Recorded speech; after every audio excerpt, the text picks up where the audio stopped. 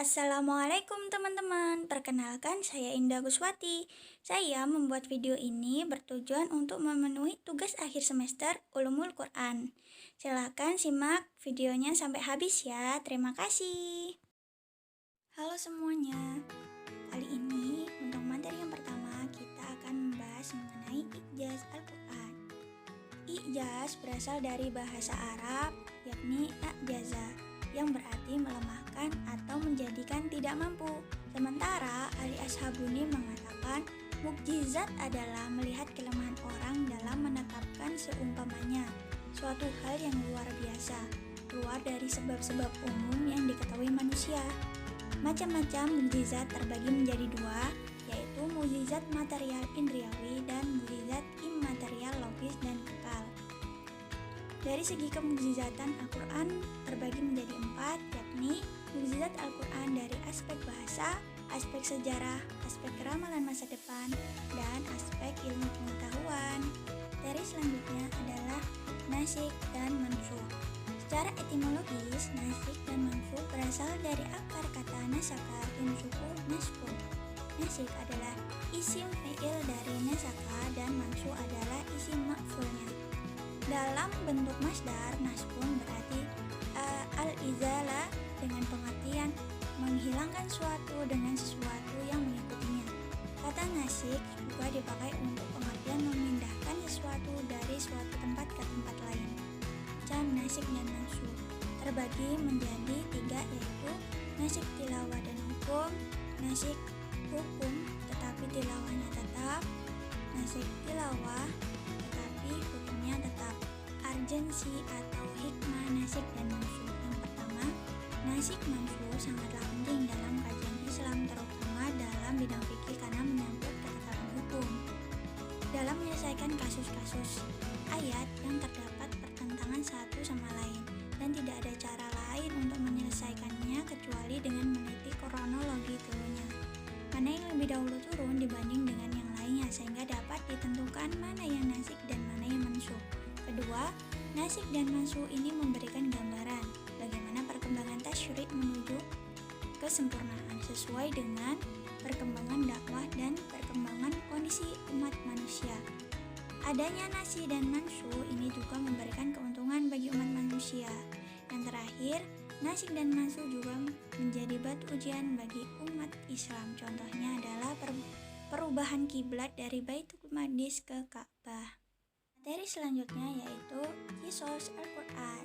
Secara etimologis, Qisas artinya adalah kisah atau kisah-kisah.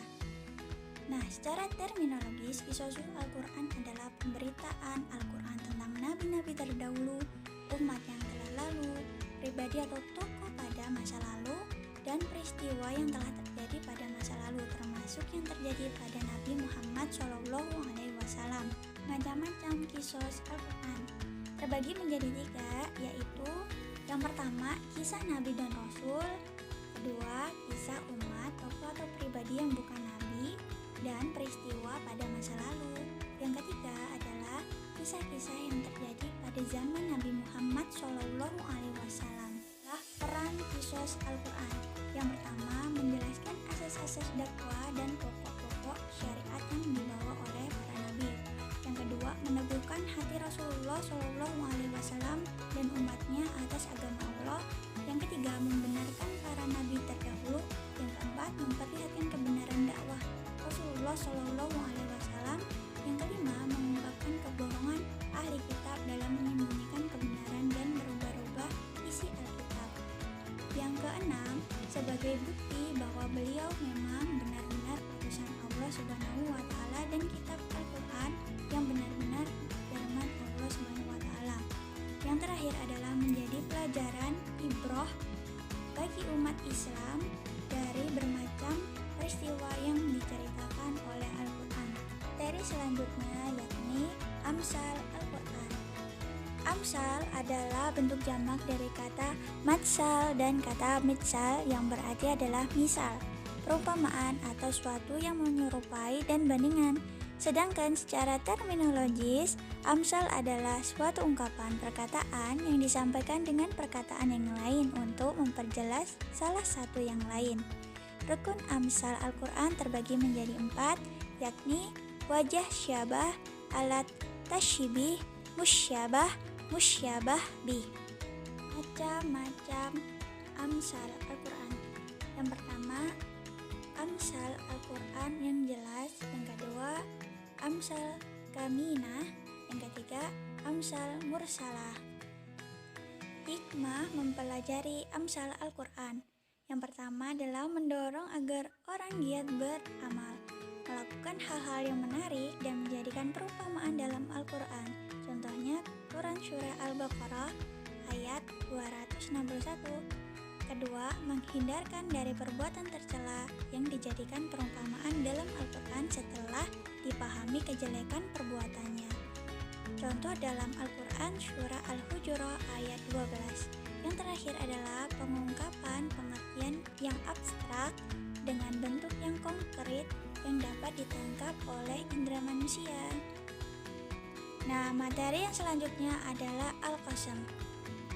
Al-Qasam berarti adalah menetapkan suatu kabar dan menguatkannya suatu sumpah di dalam Al-Quran. Al-Quran menggunakan Al-Qasam karena bahasa yang digunakan ialah bahasa Arab dan kebiasaan orang Arab adalah bersumpah. Sebab itulah bahasa di dalam Al-Quran mengandung unsur Al-Qasam. Ketika Allah menunjukkan Al-Qasam di Al-Quran, itu karena adanya hujah. Nah, contohnya adalah buah tin dan buah zaitun. Materi selanjutnya adalah jadal Al-Quran. Jadal artinya adalah usut, dan menurut istilah yakni perdebatan dalam suatu masalah dan berargumen untuk memenangkan perdebatan. Adapun secara istilah, jadal adalah bertukar pikiran dengan cara bersaing dan berlomba-lomba untuk mengalahkan lawan.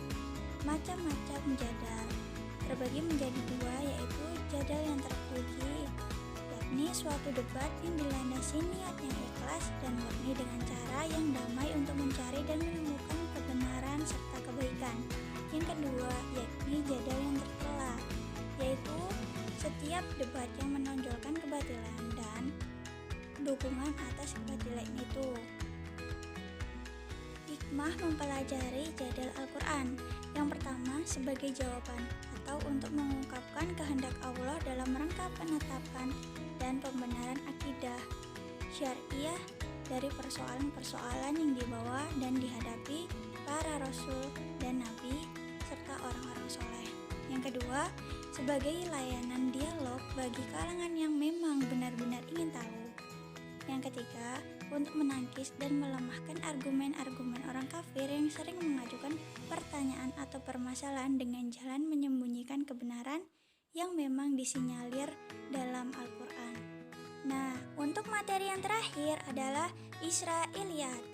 Menurut ulama tafsir, Israiliyat adalah hal yang berhubungan dengan kisah orang terdahulu yang bersumber dari Yahudi.